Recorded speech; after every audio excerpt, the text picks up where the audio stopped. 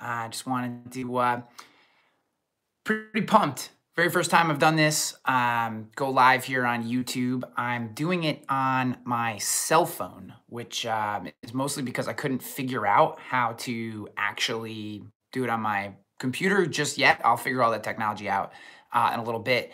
So the whole purpose of this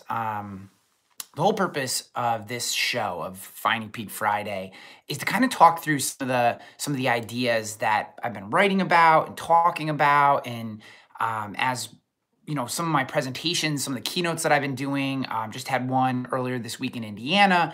A couple weeks before that, it was Oklahoma, and did some work for Central Insurance, and actually had a really great event for an organization called FIBCA, which was the Flexible Intermediate Bulk Container Association, which was awesome. You know, just working with different size organizations.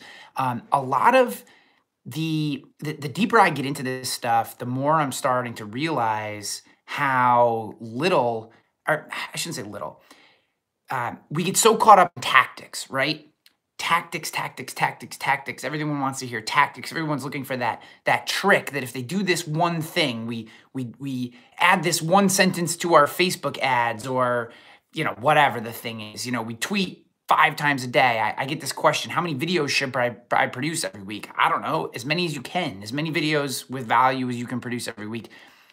We get so caught up in tactics, and I could talk about tactics all day long. It's all good.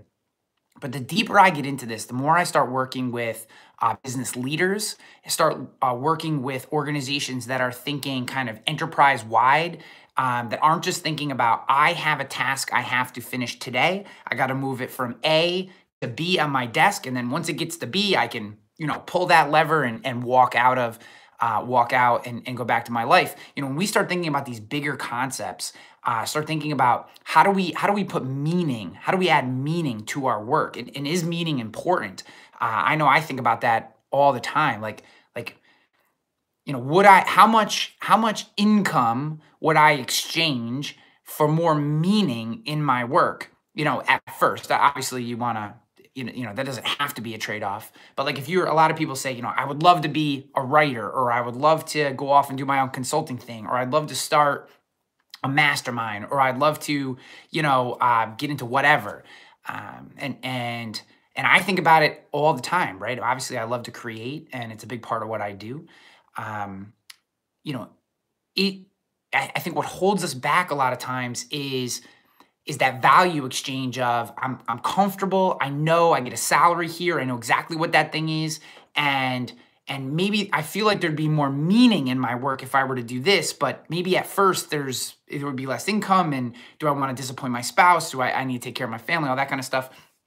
And in search of that meaning, and in search of the performance that we need to achieve to have meaning in that work, you know, I think we get stuck on tactics. And the deeper I get into that world, I start to look at it's not the tactics, because the tactics are easy. There's 1,000 blog posts. I've written a bunch of them. There's more gurus than you can ever imagine on the internet that will teach you for relatively inexpensive or free exactly the tactics you need to do to achieve the thing. What the work that I've been focused on, the things that I've been thinking about, are not the tactics, but what are the core concepts? How do we actually achieve those tactics? Because here's the rub, my friends. I've taught the 100 Insurance Questions Answered in 100 Days video series. I have taught that. I've taught that case study. I've taught that package of tactics that would absolutely positively make anyone, any business, whether it's a producer or an agency owner or someone from any industry, it doesn't matter. I mean, I've taught this to garbage collectors. I've taught this to all kinds of industries, lawyers, accountants, over the last 10 years. And I think there's only one person that has ever even hit 100, and they certainly did not do it in 100 days or even in 6 months. I think it took them about 18 months to hit that number. So what I'm telling you is, even when we know the tactics, we don't actually do the work. So taking that into mind, being frustrated by the fact that despite having taught what I believe to be the number one tactic, the number one thing that we could do in our business, at least from a digital marketing perspective, from an anything internet related perspective. Answer simple client questions via video and put them on the web so they can be easily consumed at that client's discretion. That very simple tactic. Nobody does. Nobody does it. And that drives me absolutely, positively bananas. Bananas. Just crazy that no one does it. My wife still gets phone calls all the time. I mean, we're talking 6-7 years later on some of these videos I did. She still gets phone calls every single day almost from those videos for people looking for insurance that she then writes for the Murray Group. And I tell people that and they still don't do the work. So, okay.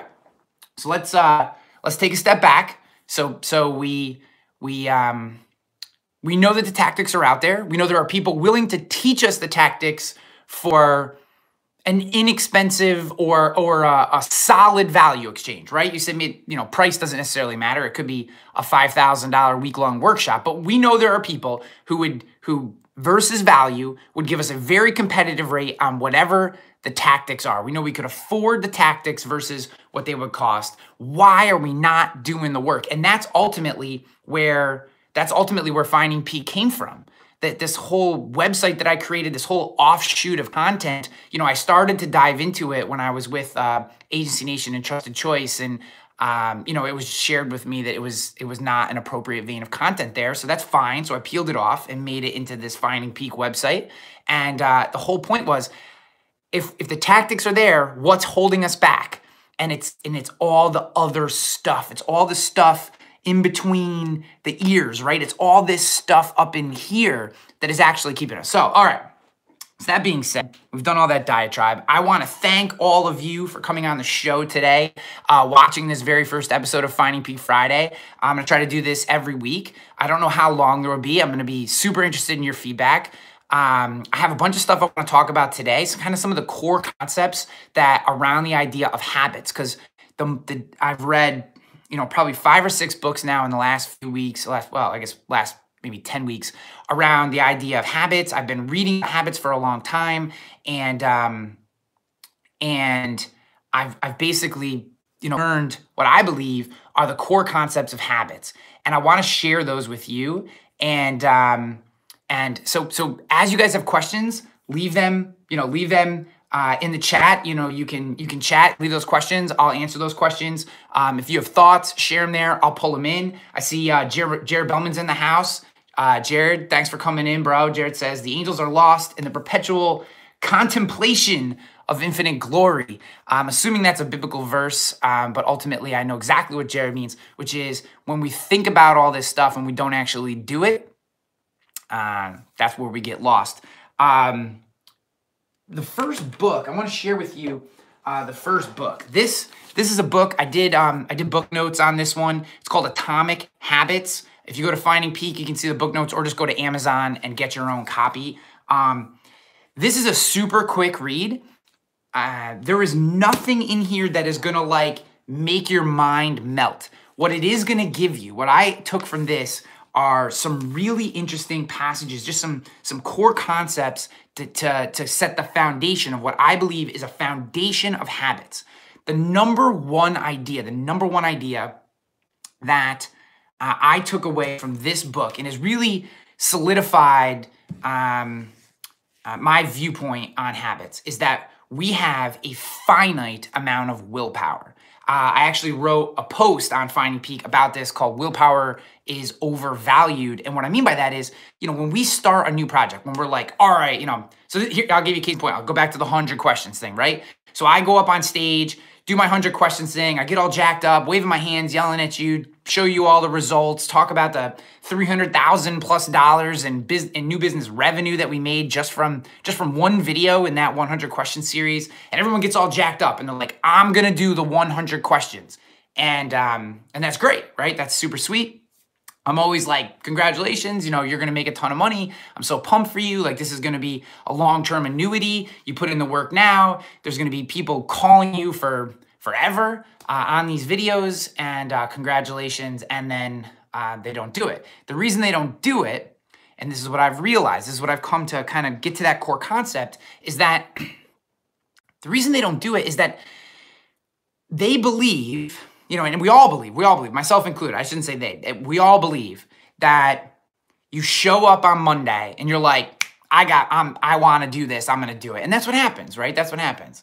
But then Tuesday happens and you wake up and your kid's not feeling real good, so you got to stay home an extra hour with them, or maybe you just need to stay home in general, and you miss Tuesday because, you know, Tuesday the kid's sick. So you don't do it because you're like, oh, you know, I'll cut myself a little slack today. And then Wednesday comes, you're like, oh, I'll get back to it. But then Wednesday, you're kind of stacked up from Tuesday, and you're like, oh, I'll get to it this afternoon. And the afternoon comes and you're kind of like, oh, you know, I'm not really in the mood. I'm really jacked up. I'm not going to do a good video because I'm not feeling it right now. And then, you know, you don't do the video. And then Thursday comes around, you're like, oh, I'm going to get back to it. And at this point, you've rolled away from it. It never became a habit. It never became something that you do, because you were counting, all of us, myself included, we count on our willpower to get us through those tough moments. And what I've learned from this book right here in particular, and then I did a bunch of other reading and a bunch of research, and that's why I actually wrote that post on Finding Peak, was because I wanted to get what were the core concepts that were driving the idea that we have a finite amount of willpower. Your willpower runs out throughout the day, throughout the week, right? You only start with so much. We only have so much mental energy. And as we put cognitive load on our brain, as we have to think about things, as we have to make decisions, as we have to go through tough conversations or sales conversations, or another good point is when I do a keynote, right? I am toasted after a keynote, absolutely toasted. Like if you stuck, like I don't eat a ton of, I have a pretty strict diet. I'm on this anti-inflammatory diet, and it's been tremendous. You guys have probably heard me talk about it, but like that, it takes willpower to stick on that diet. Well, after a keynote, you shove a greasy, juicy, nasty burger and French fries in front of me, I will mow them down with like 2 or 3 beers and just throw 4,000 calories into my diet like that, because I've exhausted my mental energy and my willpower. So what I have to do, and this is where habits come in, is we have to build habits so that we do not put cognitive load on our brain. That's why habits are so important. Like I couldn't grab my mind. Like, why is a habit so important? If I want to do something, I'll just do it. Like I'm smart, I'm strong-willed, you know what I mean? Whatever. And the point is, like, you won't, because as days go on, you exhaust your mental energy. It's like a video game, right? Think of it like a video game. Like as you go through your day, your little power meter goes down and down and down and down and down. And then that's where, when a bad decision is placed in front of you, don't do that work, don't make that phone call, don't eat that food, you know, don't go to the gym, that kind of stuff, you start making those bad decisions. Unless, and this is what I learned from Atomic Habits, and why I love this book so much from James Clear, is if you've built the habits into your lifestyle, then that's just what it is, right? You don't have to put the cognitive load on your body. At 1 o'clock every day, you go to the gym. For me, it's 3:30. At 3:30 every day, at 3:30 today, I will go to the gym. That's what it is. I schedule it. I have an app on my phone. I'm using my phone for video. I have an app on my phone. It puts a little reminder a half hour early. Bing, you're good to go. Metabolic meltdown, 3:30, rock and roll. So 3:30 every day that I'm in Albany, New York, I am working out at the gym like clockwork. That's the deal. Same thing with 5 a.m. Club. That's how it all started, right? Is I wanted to write more. I wanted to create more.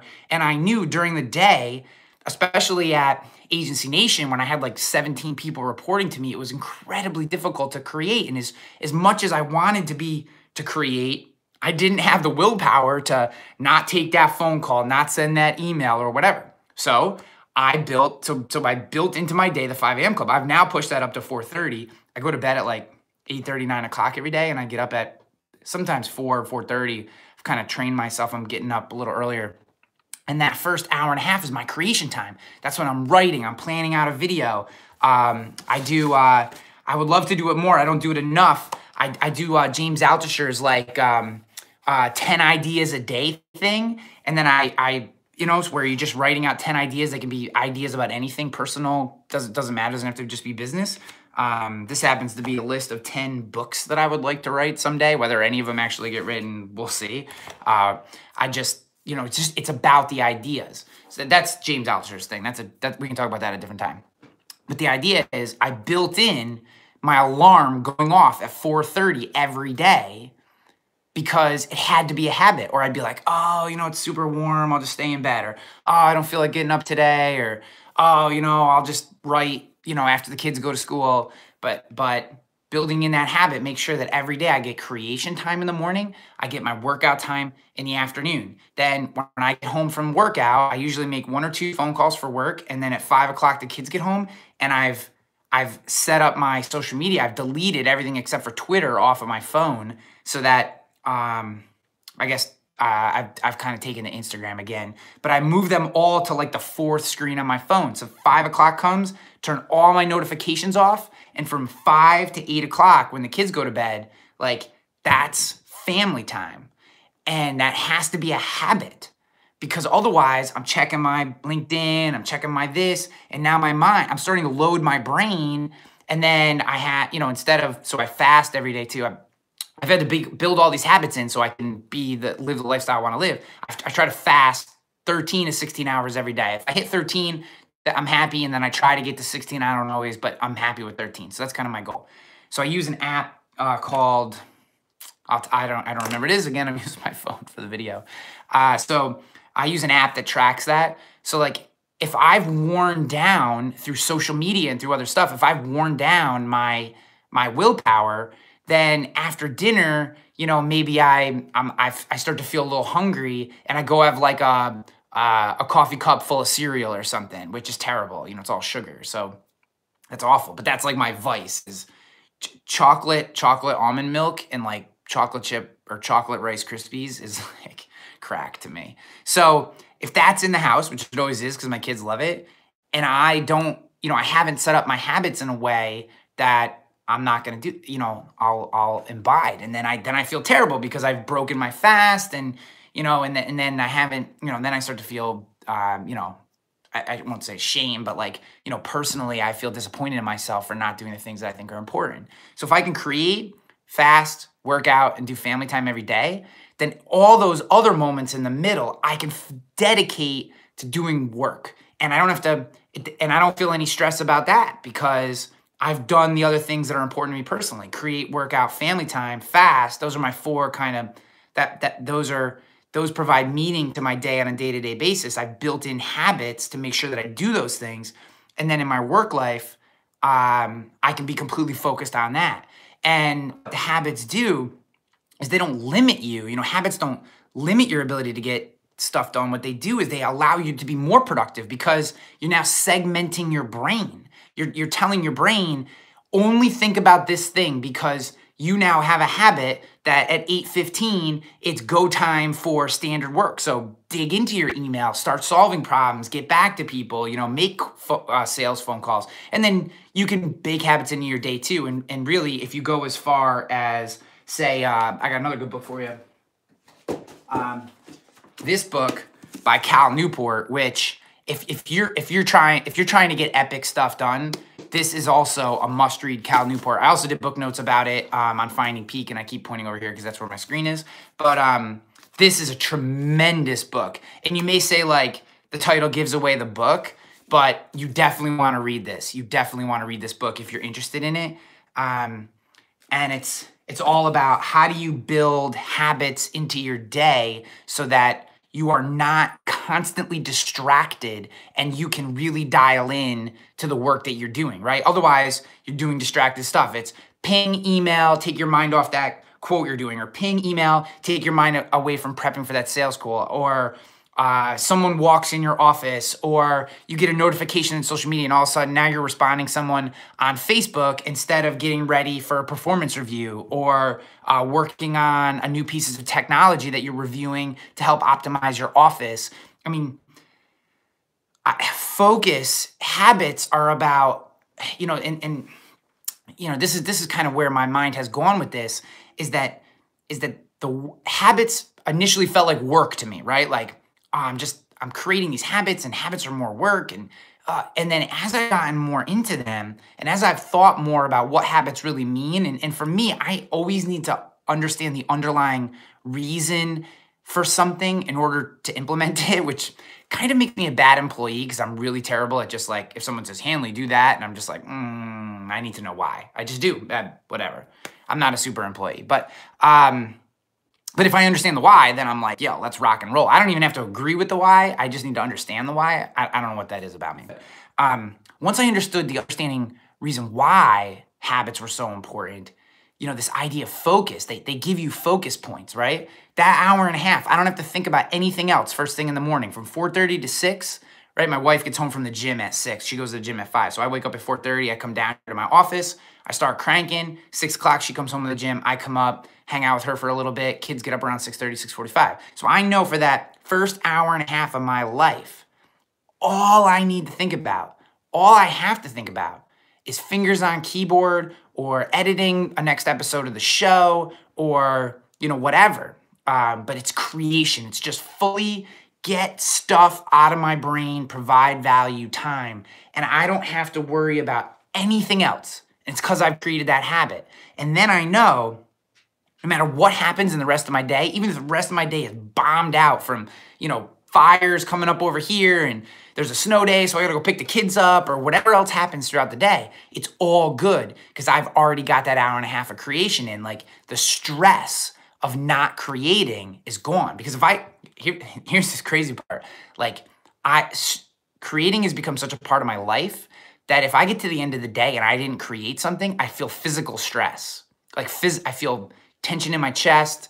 I get headaches. It's crazy. Like I don't know how to describe it. I have to get it out of my brain. And even if it's not good, even if it's just toss away crap that doesn't end up, you never see it, I have to get it out of my brain. So habits have allowed me to do that. And I learned from, here's another good book for you. Sorry, I've just been into reading so much and I've been dissecting. I think it's awesome. Another good book for you is this Originals. This is kind of a heady read right here. In terms of like, not everything in here was like, I thought it was mind-blowing. I thought it was a really good book. And Adam Grant is an incredible follow. LinkedIn, Twitter, super, super smart guy. Great podcast too. But I'll tell you, the core idea I took out of this book, Originals, was that when someone is an original, they're usually only an original about one thing. Like they have a thing that they're amazing at, that we think of them as like the best in the world at. And everything else, they're ordinary. They're just regular person, right? They wake up in the morning, they drink coffee, they, 20 handicap at golf, roll a 115 when they bowl, not super funny, not a great dancer, but absolutely epic, social psychology researcher, you know what I mean? Like, or can produce 9 research studies. Adam Grant is famous for his ability to produce massive numbers of research papers of high quality, peer reviewed in a year. I guess that's, he's famous for that.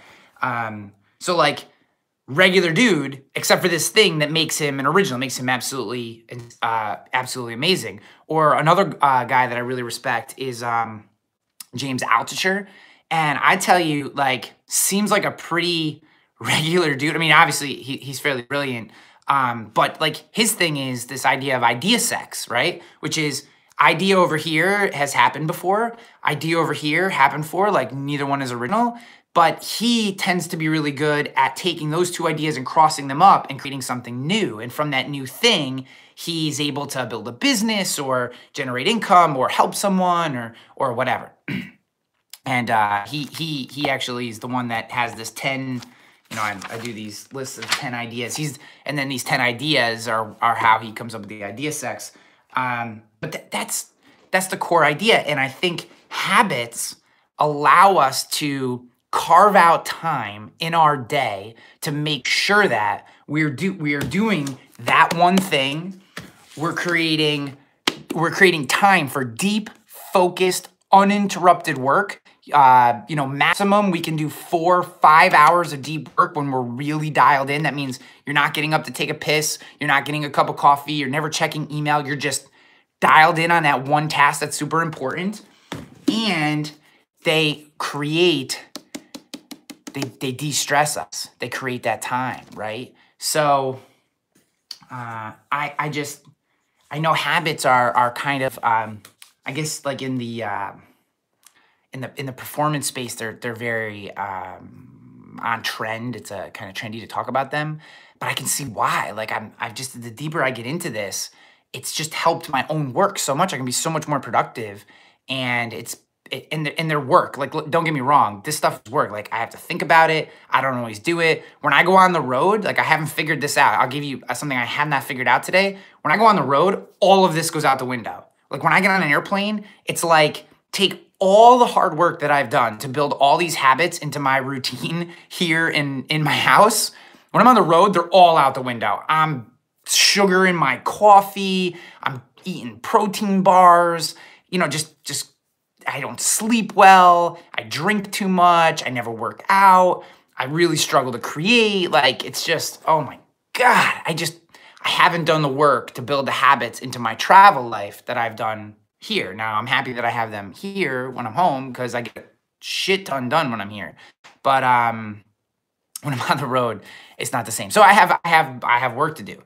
And if I want to be max efficiency, I have to figure out how to do that. I have to not rely on willpower when I'm on the road, which is what I'm doing. I have to build habits into my road life so that I can maximize that time, because I've been speaking more than ever. I just finished 15 gigs in 11 weeks, which was crazy. I probably will never do that again, hopefully. But I definitely am speaking more than ever. I got a couple weeks off. I got 3 gigs in January, 2 in March. Got some more lined up, and, you know, obviously there'll be more that will come, I'm sure. But guys, this idea of habits and the work that it takes, it's so important. So, you know, hey, Alex, it's good to see you, bro. I just saw you commented over here. Guys, if you have questions about habits, about any other books, any other material I have, like, leave them in the comments. Like, I'd love to take some of your questions that you have here. We're almost at the 30-minute mark. I don't know if that's a good amount of time. I'd love to know what you thought about this show. So if you're watching, you can leave a comment. You can always hit me up, Ryan@RyanHanley.com. If you're watching this and you're not subscribed to this show, please do that. But if you have questions, like now's the time. Love to answer them for you. I can always put and will put in the description of this show, I'll put links to the books, to any resources that I have, so you can go and check those out. There's a really cool tool that I haven't really spent a lot of time with. If you don't have time to read these books, it's called Blinkist. And they do like synopsises of the books. Okay, so here's from Josh Lipstone. He says, do you feel you've become more dedicated to your habits once you made them public? No, I don't think so. I don't think making them public really helps me. So there's actually research that was done. Oh, I'm going to forget the guy's name. I will find his name, but there was a guy that did a, it's going to kill me. I will find his name. But he actually has a TED Talk. And in that TED Talk, he gave some research out about how when you make when you make something public, when you make a goal public or a habit public or something like that, your brain releases the same chemicals and the same amount of chemicals as if you actually achieve that goal or if you're actually doing that habit. So by making them public, even though you actually haven't achieved the goal or you're not actually yet like fulfilling the habit, your brain is telling your Derek Sivers. Your brain is releasing those chemicals, and so you're not actually helping yourself. So I think there's an aspect to it of like, if you have an accountability partner or you're part of like a private group or something like that, like where everyone's kind of holding yourself accountable, I do think that has value, but you don't just want to like blast it out into Facebook and think that that's going to work. I think you may ultimately be, be hurting yourself in that way. All right, let's see what else we got here. Josh, great question though, dude. Great question. Appreciate you. John Bachman, loving the format. Dude, thank you. I'll do more. This seems to be going well so far, and I'll have some more deep dives. I'm glad you like it. Actions, let's see, Jeff Roy's got a bunch: thoughts, words, actions, habits, character, destiny. This idea of like, so one of the things that I've been spending a lot of time with is this idea of Narcisco in the house. There's a crazy MF if I've ever seen one. So one of the ideas that I've really been rolling around in my head, and I spent some time with Jeff Roy on the phone the other day, talking to him about it, is this idea of meaning. And I've been listening to a podcast. There's a guy, I've actually shared it a bunch of times in Finding Peak. It's Jordan Peterson's book, 12 Rules for Life. It's super heady. It's actually right here. I'm like halfway through it. 12 Rules for Life. You can see that, Jordan Peterson. This book is literally changing my life. I'll tell you that right now. It's heady as hell. There's some pieces that have been taken as very controversial in the press, and if you read about him, you read things about him, I don't want to get political about it, but I really, really like this guy's work. And what I'm taking from it is the idea that we need to find meaning in our lives. That doesn't mean it has to be in our work, right? Our work can facilitate the things that we find meaning in. Our meaning can be our family. Our meaning could be creating for others. Our meaning could be working out. It's completely different for everybody. But this idea of pursuit of happiness is actually pointing us in potentially the wrong direction. Not necessarily in the wrong direction, but potentially in the wrong direction. So, I did a video that got some interesting feedback. It's actually the last episode of the show from earlier this week, called The Insurance Industry Doesn't Need More Marketing Gurus, or another marketing guru. And I got some feedback, like, what are you saying? Like, do you mean we don't need to be doing marketing? Absolutely not. What I was saying was, I get worried that like insurance is hard. It's hard as hell. Like, there's no doubt about it. It's a grind. You get punched in the face every single day by people, right? You get just waking up and doing the work is tough. And there's not a ton of accolades. It's not sexy. There's no one, there's no insurance agent paparazzi following us around, giving us little shots of dopamine, making us feel good about ourselves. So we turn to Facebook, and then we post something inspirational on Facebook, and it gets a bunch of likes, and we're like, oh, like, it would be amazing if I did this all the time. And I got all these likes, and I felt super good about myself. And trust me, I have fallen down this rabbit hole too. So I'm not preaching. I'm talking from my own experience, right? And I made this mistake at certain times in my insurance career, but was that, like, insurance is tough. I hope I didn't lose you there. Oh, fuck.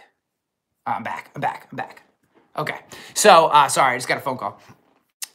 So insurance is super, super tough, and I don't want us to run to marketing, because as soon as we start running to marketing, and thinking, because we get more likes on Instagram or more tweets or whatever, that life is easier. It's not. Like, in many regards, I would love to get back into being an insurance agency owner. Like, I'm trying to find opportunities to maybe buy my way back into my wife's agency, or start my own agency, or do something where I'm partnering with someone who owns an agency and helping them. Like I want to get into the world. I want to get back into that world and out of just being a marketer. Like, I love marketing. Marketing's important. Sales are important. I love what I do. I love helping people. There's absolutely no doubt about that.